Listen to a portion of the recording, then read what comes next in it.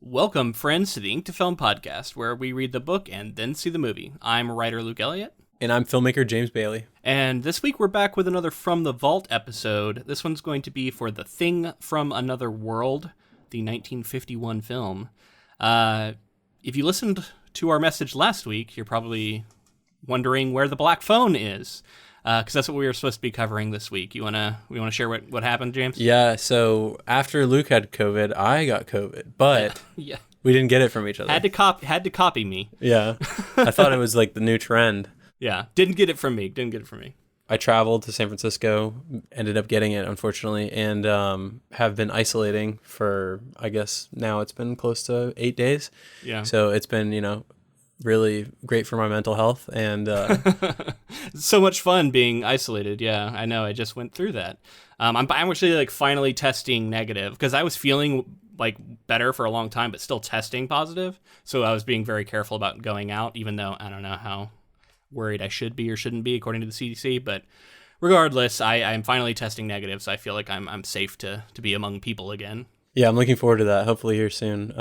I've isolated for about 8 days now. So they say 5 days, but it used to be 10. So I don't really know if it's more of them wanting people back in the workforce. Yeah. And that's why it's 5 days, or if it's what's the reason? You're sounding pretty good, so that's a good sign. I feel better. I'm still a little exhausted and everything, but I had enough energy to record this bumper so that we can get it from the vault out. Yeah, I was going to do it on my own, but James said he felt up for it. So we're both here, but yeah, maybe not. The main thing was we couldn't get to the theater, right? If it had been something you could watch from home, we maybe could have thought about doing an episode anyway, but this is a new release, and we needed to get to the theater, and it's just not safe for you. Or other people, mostly. Well, yeah. not ethical, I guess, for you to do, yeah. So we are going to hopefully be able to cover Black Phone in the future. Right. So our plan is we're going to tackle Frankenstein next week, Mary Shelley's Frankenstein, which is a massive, one of the most important genre books ever written. So I'm really excited to get into it. We have a guest lined up, so because of that, we didn't want to move it. We'd already moved it previously, so I just felt like bad. I didn't want to move it, but what we're going to do instead is try and do the Black Phone, I think, following Frankenstein. So we should still be able to get it. The only thing that might throw a wrench in that is if they pull it from theaters by then. Yeah. Hopefully they won't, so that we can still get to it. But that's our current plan. So if you're looking for the Black Phone and for us to talk about Joe Hill, which I was excited to do, we will still be getting to that. And then hopefully you will enjoy our Frankenstein coverage, which will be coming up next. But yeah, this week we're releasing The Thing from Another World, which is a bonus episode we recorded back in 2020. So we're still a few years behind as far as our releasing from our bonus. So we got a lot of content on there that's exclusive to Patreon if you want to check it out. But this one, I was looking at the notes and this is the one that had some sort of controversy about who actually directed it. Was it this Christian Nyby or was it Howard Hawks? And I remember we talked about that. There was some mystery about the creation of this thing. It's a classic film from the 50s, black and white. Real weird, golden age of Hollywood stuff went on like that, where it was who's producing and who's directing, and these people are shadow directing sometimes and stuff. Yeah, which you'll hear that if you listen to the episode. But this is a Who Goes There adaptation, which later was famously adapted into The Thing. So if you're a fan of The Thing, even if you haven't seen this movie, you might be interested in hearing this episode. And it was a good excuse for us to revisit sort of an early project for us in the podcast, in the lifetime of the podcast. It was, within the first year at least. Yeah, I still absolutely adore The Thing. So whenever I can talk about that, project some more, it's always a good time.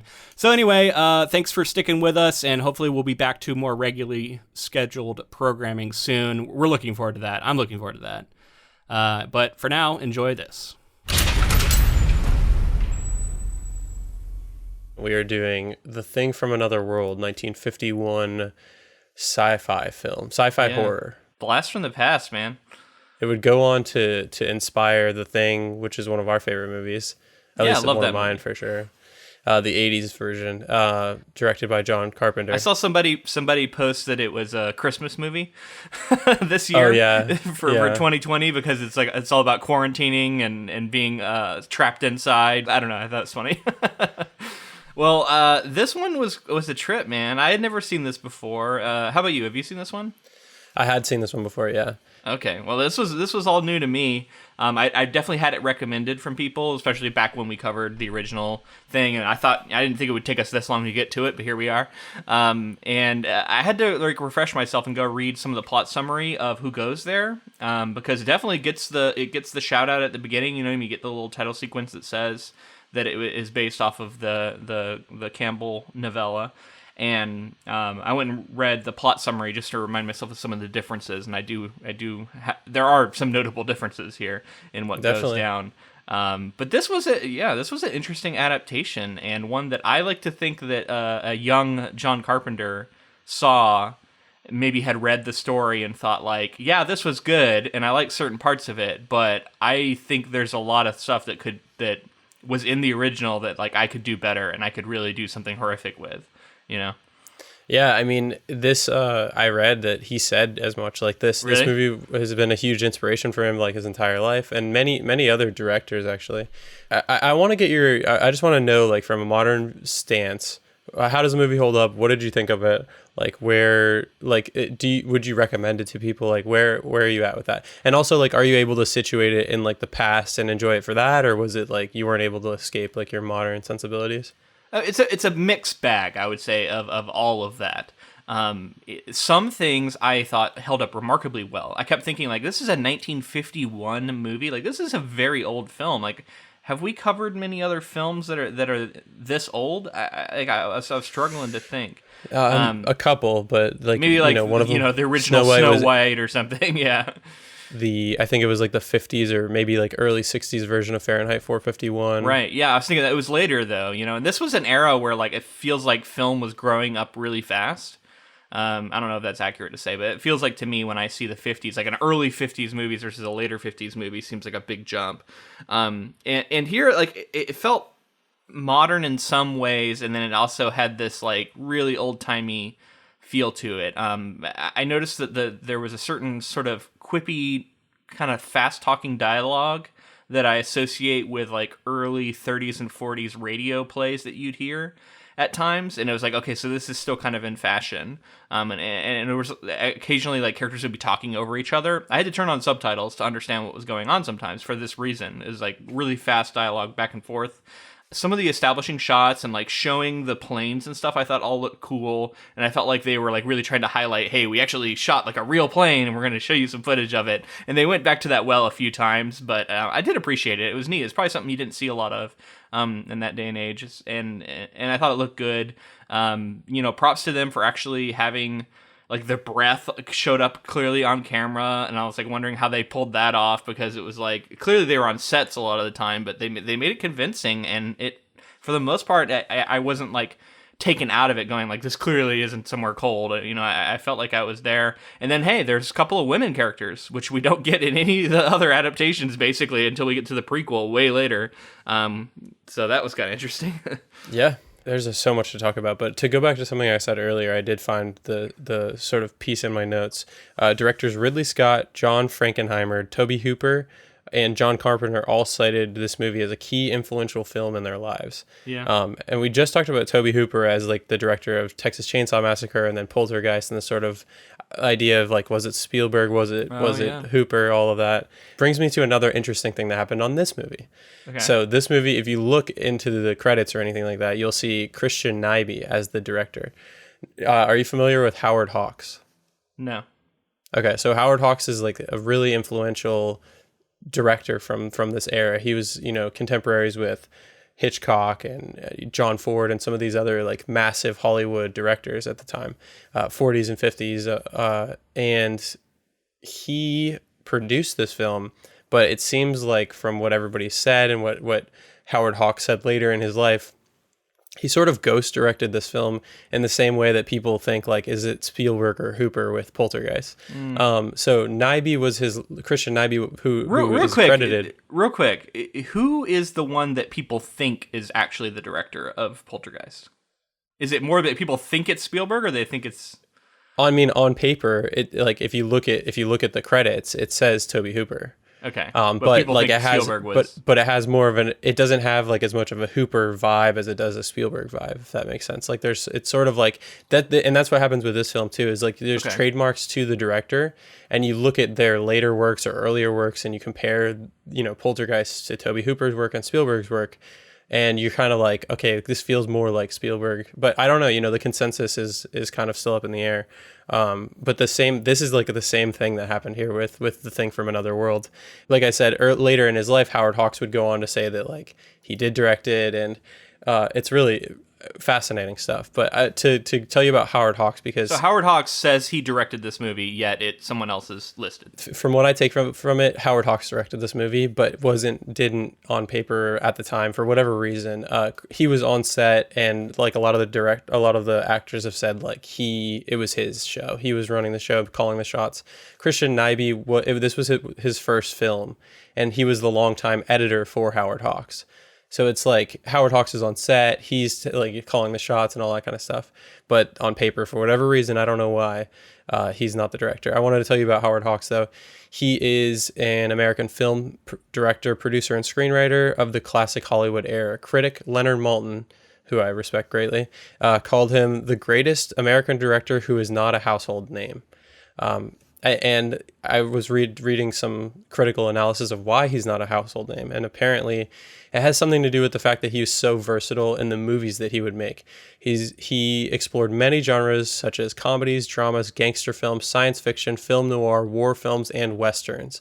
His most popular films include Scarface, 1932, Bringing Up Baby, 1938, Only Angels Have Wings, 1939, His Girl Friday, 1940, To Have and Have Not, 1944, The Big Sleep, 1946, Red River, 1948, The Thing from Another World, he's credited in this sort of bio here, 1951, Gentlemen Prefer Blondes, 1953, and Rio Bravo, 1959, which Rio Bravo is incredible. I've heard of a lot of those movies, and it just goes to show how much I really don't know much about film in these early, the early part of the, what is it, the 20th century. I don't know a lot of these movies, and so when I make statements like, "Oh, film was really growing up here," I feel like I really don't know what I'm talking about.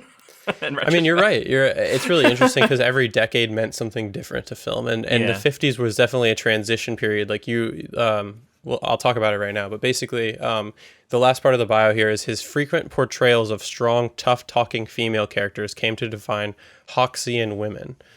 So he's sort of like... Yeah, and we get that here. And And, it's not the best portrayal of women, to say the least. The way the men treat the women is still of that time and not like... For sure. It's not what you come to expect is acceptable today. And she's sort of the prize that the main character sort of wins at the end. But throughout, she is formidable. She's brave. She's smart.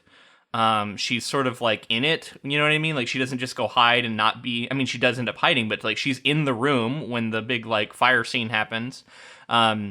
I was impressed with her, and compared to the women we get in the other adaptations, it's a pretty big difference. And the original story, this was something that was added in, and I think was a sort of breath of fresh air for the story in that way. Yeah, I mean, I enjoyed the character, and like you said, I like that she had some agency, and she was kind of like going toe to toe in dialogue with some of these male characters. Yeah, and she was also way more in control of her sexuality than I would have ever expected a character from this era to be. Exactly. I mean, this is 1951. Yeah. Which, like you say, that's like... It must have been shocking, I would think, for people to see this. Yeah. Or for some people to see it. Yeah. And then, so to go back to Howard Hawks, and like you were talking about this era of growing up. So, like I said, you have John Ford, and this is another reason why people theorize he's not Howard Hawks is not a household name, is he did all these genres, whereas John Ford was like a Western guy. Hitchcock, thrillers. That's the thriller guy. Yeah, that's the same thing happens in writing all the time, where like authors get sort of associated with a genre, and in some ways it was almost necessary, especially years ago. Whereas I hope that's changing some now. But it was very, you get sort of tied to a genre, and that's what you're known for. Like, think about George R. R. Martin now, or Stephen King. Like, Stephen King's known as the horror guy. George R. R. Martin's known as a fantasy guy. Yet, both of those authors have written books in other genres. Maybe you don't know about them, but they, Stephen King is maybe an exception to that, because he does have some famous exceptions. But Not everybody knows about them. And that's the case, still today somewhat. And it's frustrating to me because I want authors to be able to write whatever genre they feel like. Obviously, for my own vested interest of like I can't imagine being like a one genre author, But I don't know. We'll see. If you find success somewhere, it's hard to go away from it too. So there's like kind of an inherent trap there, I guess, that you want to get caught in. I don't know. You're like, I want to be successful at something. So if I find success in a genre, why not just stick to it? I get it. Yeah. And like you said, you can associate like that genre with the person. And I think that can like lead to you having a larger following. Whereas Howard Hawks didn't necessarily. Oh, sure. have that. And you can develop a brand around it. Right. Yeah. Which, I mean, that's a marketing tool. Definitely. And Howard Hawks was sort of, he did, honestly, this is one of the most like, in terms of like different source materials, like he went all over the place, especially for the 50s when like you're in the studio system even more than people are now. I did read that in an interview on NPR Fresh Air with Gene Siskel and Roger Ebert, when asked about the most scared they've been at the movies, Ebert indicated that this film scared him to death, especially the scene where they incinerated the thing. Yeah. That scene, man. So that was... since we're talking about that scene here, there's another YouTube channel that I watch occasionally that has a series where they do stuntmen react, and I think also they look at like CGI sequences. It's called Corridor Crew, and I know we've talked about the channel a little bit and watched some of it. They had one fairly recently where they featured this clip, this fire sequence, in a stuntman reacts thing. They had a stuntman on talking about the stunt, and it looks hairy, man. Like when they kind of broke it down, they're like, this is a guy in a suit and they're throwing actual flaming liquid onto him. Like all of that all the flames and stuff are real. Also, it looks incredible when they turn the lights out and then they start having this like white fire because it's black and white, right? Like the way the fire looks is really staggering. But when they slowed it down, like you can see the flaming liquid like splashing on people in the background, like going everywhere. It just looks so out of control. It's nuts. Everything was catching fire. I don't know what was supposed to catch fire, but everything was on fire. Everything was, man. Like there's a person. I don't know if it's still the woman in the actual sequence, but the character is holding up the pad and standing against the wall, and then during the sequence the fire goes past, like gets someone on the thing and then goes past and gets all over the person who's holding that pad, whoever it is. The whole thing catches fire. It was just wild. Did you read anything about that sequence, like behind the scenes stuff? Not really, no. I'm just amazed there's not someone who got like seriously injured because it looked like it was chaotic. No, I mean, I didn't see anything specifically in my research, but very well could have been. But they were talking on that episode about like what it would be like and like what kind of suit you have to wear, especially in that era, and like what it would have been like to be inside of it while you're getting all this stuff thrown on you and all this stuff. Like it's pretty wild. I'd recommend going and checking it out. I guess we're talking about the thing a little bit right now, so let's talk about some of the changes, right? So the first few scenes, the beginning of the movie is fairly consistent with the source material, if I remember correctly. Like a few major differences. Up to an extent. We're in the North Pole instead of Antarctica. They fly out from Anchorage. There's also just more setup than any of the other versions, where we get like more of a description of like, hey, we're gonna send you to this site, and you're gonna stay at this area, and like, they're almost at like I guess they were in Anchorage at the start of the film. Is that what they were supposed to be? I'm not 100% clear on that, but we don't get any of that in later. They sort of cut straight to the camp in the other versions. But yeah, I mean, otherwise fairly similar. Going to inspect this thing, I think the craft had arrived more recently in this version because they talk about being able to like track it on radar, I think, and like judge how it crashed and stuff. Whereas in the other versions, it's like 10 million years old or something. Yeah, that makes sense. Kind of remember that. So I felt like they were really adapting it pretty consistently to what the source material was. And then at some point, I feel like it was like they brought it back, and then there's like an electric blanket, which definitely wasn't what was used in the story, because it breaks out in the short story, if I remember correctly, out of the ice. And in this, it was like a soldier like put like a warming blanket over it, not realizing it was warming up the ice. and then it's able to escape because of that. Yeah, I can't remember exactly how the ice warms up, but there might have been something like that. I'm not sure, but I mean, the major difference there is that this thing is like a plant, and yeah, it's not taking people's shapes and forms, which is present in the original novella. So I can see like Carpenter looking at that and going like, how can you lose out on the whole like, are you a thing or not? Because there's the whole wire in the blood test happens in the original novella. And we get none of that here. What I do think that Carpenter picked up on was the hysteria, though, because there was like this like not trusting of other characters within this base that you're trapped in with a creature paranoia, coming down on them. Yeah. So I want to talk about that a little bit. The creature. It was due to budget. They wanted it to be sort of a transforming, shape-shifting creature, but they realized that like it's just not in the budget and it wasn't going to look as good as they wanted. But there are like early concept art and sketches of like it was going to be like it was still going to be kind of a plant, but it was going to be shape-shifting into humans and like changing into other things.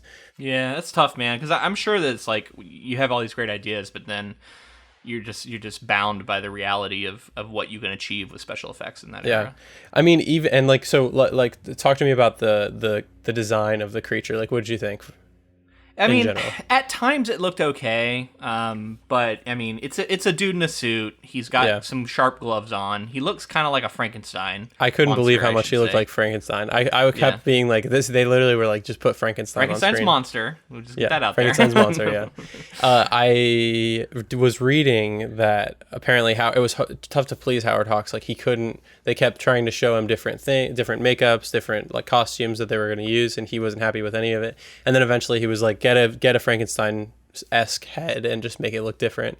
And so they went with like sort of a Frankenstein's monster creature, which I think is very better. It looked better in like the dark sequence, like I said, when they did the fire, or when it was like outside and you could just kind of see a shape in the darkness. But like the scene where it's walking down the hallway holding the big like 2x4 looking thing, that's when it looks the worst, and it very clearly looks like just a dude. Yeah, I have a couple of things about the thing here. So the cost of the thing throughout the budget of the film was $40,000 in 1951, and I couldn't believe that because I was like, Jesus, like it didn't look that nice. Because if you adjust for inflation, that's equivalent to $370,000 ish. Yeah, I mean, it's just they just didn't have the tech, So, but what they were doing, it was like top of the line at the time, I'm sure. Right, and you were talking about it looked better in certain scenes. They had close-ups that they had shot of the thing, but they were removed because it was felt that the makeup could not hold up to close scrutiny.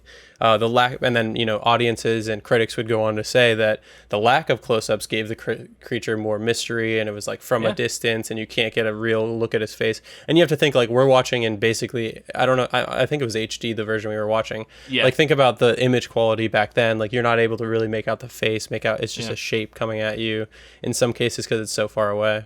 Yeah, and the best sequences were where you couldn't see it that well. This is the things that like Jaws would later learn, right? The Alien, definitely. Like Ridley Scott was on that list, and I thought like this is kind of a early Alien story, right? Like, very similar to the crew of the Nostromo having to deal with an alien on the loose. Yeah, the thing itself doesn't appear until an hour and 10 minutes into the film, and I think it's only like an hour 30, hour 40 or something like that. Yeah. So what was your take on this? Because like I feel like I've answered all these questions about how I felt about the movie. Mm-hmm. This time watching it, I think you said this is your second time watching it, and now that we've covered the thing and read the story and everything, like how did it hold up for you? How did it compare? I think, like you said, it's going to be tough from a modern perspective. Like you're always going to see the things of the time that don't necessarily hold up today. But I do feel like I'm usually able to put myself in the shoes of an audience member at the time as much as I can, at least. And, I can see where, having seen a lot of other movies of this era, you can see where this is like influential, and it would go on to influence a lot of other creatives going forward with, like we've talked about, the paranoia, the creature being sort of shrouded in darkness, and the scenes that are effective. I think that Howard Hawks' style, this is something else I wanted to talk about. You were talking about film growing up some. Also at the time you had Hitchcock, you had very cinematic directors. Like cinema was becoming, there was a language to cinema that was being defined that would allow for metaphor through the camera lens and like sort of inferring like trying to get the audience on board with like a shot representing something. And this was the case earlier back than this. I'm just saying I think it was really coming into power around this time. And Howard Hawks isn't that director. He's a director, I think, from my research and everything, he's a director that is known for sort of improvising with actors and having a lot of dialogue, having the camera set so that they can like really act out the scenes. And I think we're picking up on actors. I think this is like a actor forward film for the time, because you have, like you said, many people, tons of lines, long scenes where people are going back and forth and just able to like feel the scene out. And it's like, and I think early film is like theater in that way. It's like it's playing out in real time, and like the imperfections are part of what makes it like nice and realistic. And so there's the lack of like maybe really intense cinematic shots going on, but I think it's not that style of movie. And I think it also kind of works because it makes it feel like more removed and like surgical, if that makes sense, or like analytical, where we're just like seeing everything that's happening to these people all at the same time, rather than the director really trying to influence anything that we're thinking. But I'm a modern viewer, so like there are things that were like pretty dated, and I really prefer super cinematic films that have so like this isn't necessarily my favorite type of film, but I do see a lot of what made it influential, and it's impressive to me. I think it's really cool to see a director like this at the time. So yeah. I did enjoy it. I have to point out I think it was a joke. I don't know. Oh, I know what you're gonna say. That like put a fucking chill down my spine. They come into the room. They've all got their guns and their ropes, and they're ready to like to go after the creature. And the guy who I guess they call Tex stands up and says, "What's going on? This looks like a lynching party."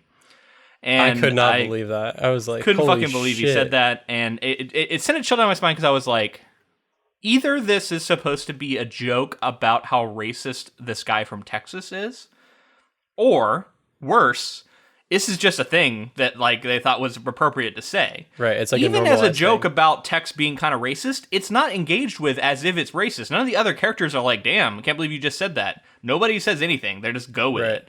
And it just shows how much. I mean, like after watching Lovecraft Country, like I couldn't imagine. Like I don't know. It's just the level of racism that was just every day, shared by the white audience. They felt like they could put this in this movie and not even have to address it, and no one would bat an eye. Well, they didn't. I think genuinely, like the racism that's just embedded in society, I think that they didn't even think about it. I think that they were like, "This is kind of what it looks like," and they're like, this is a normal thing that has happened. The guy from Texas, this is what he would say. It's fucking crazy, man. I couldn't believe it when he said that. I was like, holy! I literally, my jaw dropped. I was like, holy! I know. I had to go back. I had to go back and watch it again, because I was like trying to figure out, was it a joke or was it just an observation? Like, what was it? And then I realized that this guy was supposed to be this Texan, and I was like, I guess they're trying to make a joke about this guy being a racist from Texas. I don't know. I couldn't say whether I thought it was a joke or not. I thought it was a crazy line that is show. There was shows one like Asian cook I saw at one point. I don't know if you saw them. Yeah, I saw them. But other than that, there's not a single person of color in this entire film. Completely devoid. Yeah, that was a moment that I was like, and they don't get a line, I should say. They're just in the background at one point. Yeah. Well, they made. I think they said like one like coffee or something like. Oh yeah, you're right. Like something that. Like that. But yeah, not any substance. I mean, it just goes to show like how important like reclaiming some of this shit is, because you're talking about like this is basically the era that Lovecraft Country is set in, right? So that's why it's so interesting to like come in and stake your claim in sci-fi. But anyway, about this movie, I had also had a weird sort of feeling of, because this movie's so old, I was like, I suspect that almost every person I am seeing on screen right now is dead. I don't know if that's completely true, but we're talking about a movie that is 70 years old now, and most of these people had to at least be 20 or older. So we're talking about, if there are any of them alive, they're well into their 90s. but most likely most of them have passed away. Dog sleds, all these dog teams, obviously they're all gone. So it was like this weird, and like the director's probably long dead. And I'm like, this is just a weird artifact of time at this point, right? Like it's almost not. It's not in any ways contemporary. It's more about its legacy and who it affected at this point. And it's like looking in a museum almost. It felt kind of like to me. That's exactly how it feels to watch early film to me. Like, I feel like it's history. Like, it is history at that point. You're seeing these people, and, they're playing characters in this. But, like, I always, I end up finding myself in films like this thinking about that every once in a while. I didn't with this one, but where you're like, it's like, what were their lives like? What was the scene like this day when they shot? You know what I mean? And then look at what they're, and especially if it's a great film. And they're so old or dead now, yet here they are, young. Right. And in the prime of their lives, and I don't know, it's really interesting. Yeah, I was just having the conversation recently about how we used to have like World War II veterans come in and talk to us in our like elementary school and middle school and stuff to like on Veterans Day, that kind of thing, and like how that's not going to be the case for much longer. It's like really sad. I imagine it's not. Yeah. It's crazy to think like that entire generation, like I don't know. It's like World War II has always been such a huge part of. The lost generation is what they. I think they're the greatest generation, right? World War II. The greatest. Okay, maybe, I don't know. I did want to say. So we have Howard the Hawks, super carrot though. Yeah, I the vegetable thing was really interesting to me. Like, I guess it kind of worked for like what they wanted to get across. But it also was like really cheesy sci-fi sort of storytelling. I feel like that like would have happened around this time, and that's another thing. This movie does sort of represent a couple of things. Like there was hysteria over UFOs and aliens and stuff at the time, and this is like because they were like this is a saucer, and the way they like looked at each other was like I think they thought the audience would be on board with like this is a flying saucer, so it must have been a thing at the time. Yeah. And then the other thing is. Like the Red Scare and like communism was starting to build up, and I think there was like some representation as to like I don't know, alienating Russians or something like that, because they did at one point even mention like the Russians, they don't even have a plane like this, and I think like it can represent like society's worry of like nuclear war that's coming up, and like there's specifically it became a huge sci-fi thing, but the look to the skies.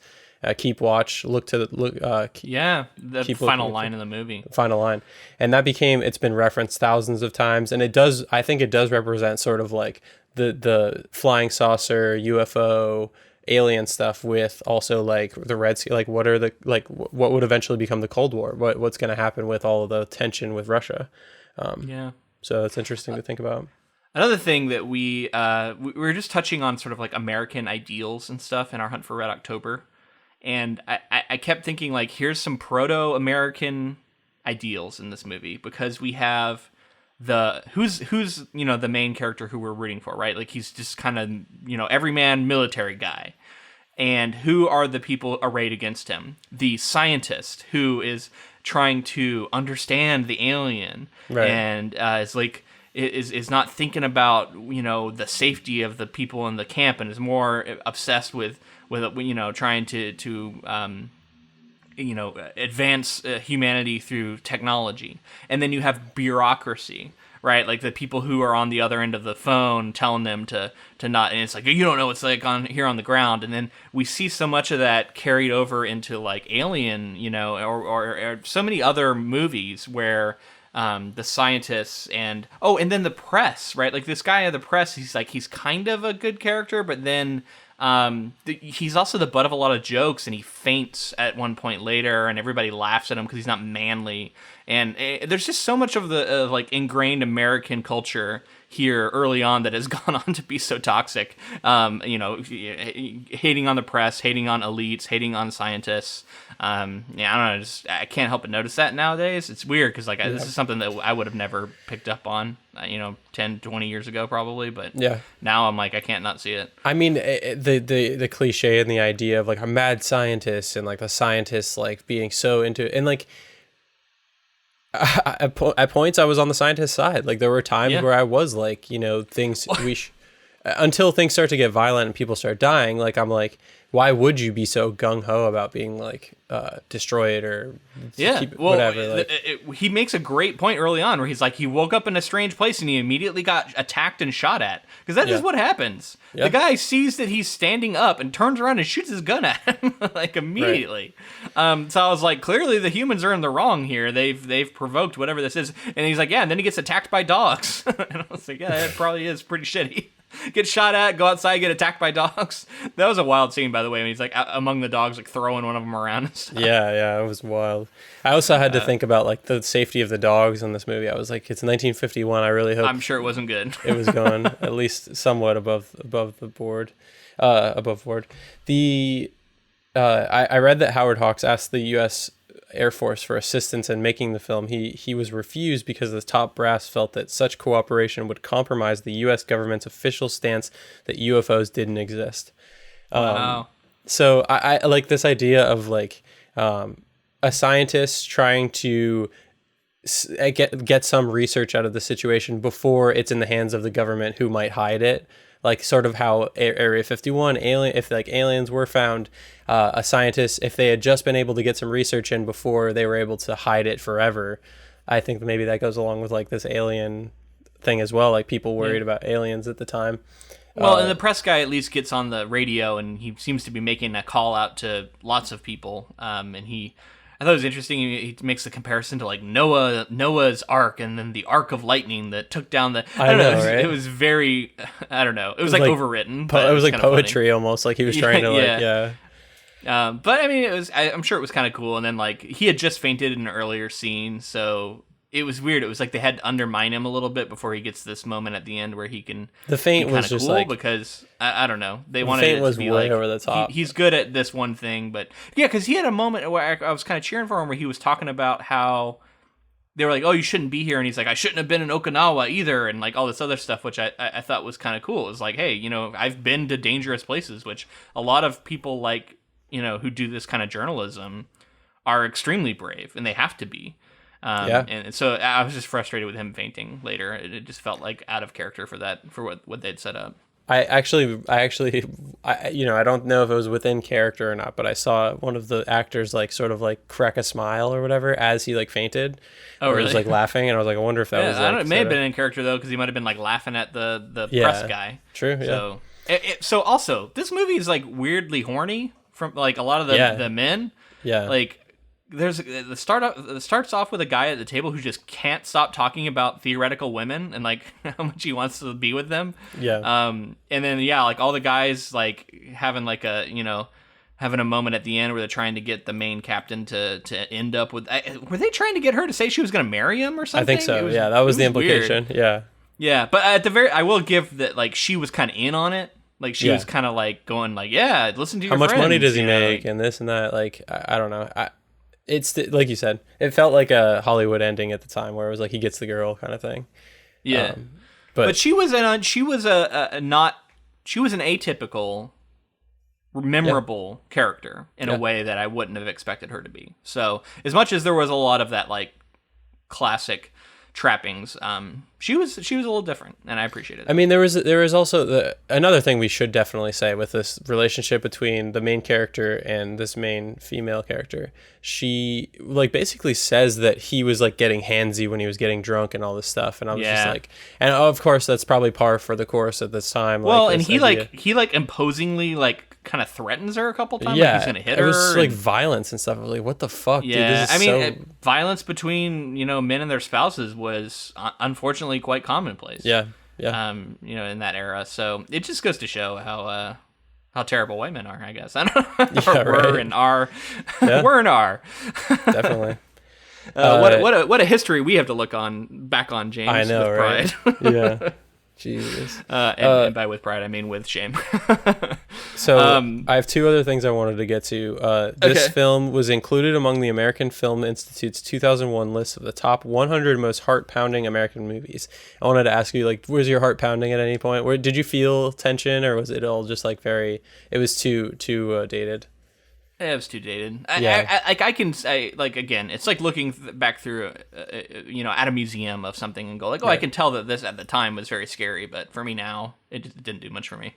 I wouldn't recommend this to a modern viewer who has no interest in history, and it was just like, let's just watch a good movie. I wouldn't be like, yeah, let's throw this thing on. Yeah. It doesn't hold up in that way, but if you're really interested to know, like, what led to films like Alien or what led to films like the original, The Thing, John Carpenter's The Thing, then in that sense it could be interesting. I mean, yeah, it's one of my favorite things to do is like find favorite movies, go to their directors, who influenced them, and then go to see, like you said, historically the roots of where these ideas came from and stuff. And it's really fascinating stuff, and like I recommend it to people, but it can be tough if you grew up watching, I would say, black and white films from the 30s, 40s, 50s. It's going to be a lot easier than if you're like a modern viewer that hasn't seen a lot. And I will say that fire sequence, that was one of the best looking sequences in black and white I think I've seen. Yeah. It looked incredible the way that the fire got so white against this really dark room. The contrast was really cool, and actually it was like something that I don't feel like you would get the same effect with color. So it was a unique black and white thing that looked good. We need to watch some film noir, because if you like the contrast, like that's like, as far as like painting with light and artistic things going on and shots looking amazing, the contrast in like the black and white is amazing and that kind of stuff. And I agree though, this was a really memorable scene and dangerous seeming, but it seemed like it really was. Last one, we were talking about the fire and stuff. So when producer and co-director Howard Hawks attempted to get insurance for the creature, 5 insurance companies turned him down because the thing was to be frozen in a block of ice, hacked by axes, attacked by dogs, lit on fire, and electrocuted. I was actually kind of wondering how they got that lightning effect. Because there's obviously no CGI in the 50s, so they had to, and also I forgot to mention the burning thing title sequence. Yeah, definitely. Was here, and I was surprised. I was like, I thought this was invented for the John Carpenter movie, but no. I don't remember if we touched on this or not, but like it looked very, very similar, if not identical, to what we later get in the Carpenter's Thing. We talked about it in our Carpenter coverage of The Thing. And yeah, I mean, that was Carpenter's homage. That was so cool. And I agree. Like, I had forgotten. It's slightly different, obviously, because he was doing it with like more modern tech, but it was totally the homage. And it still looks awesome in the 50s version.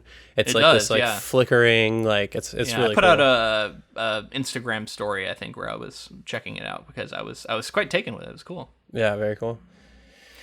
All right, well, that's going to be the end of our 30th bonus episode. And until next time. Thanks for listening.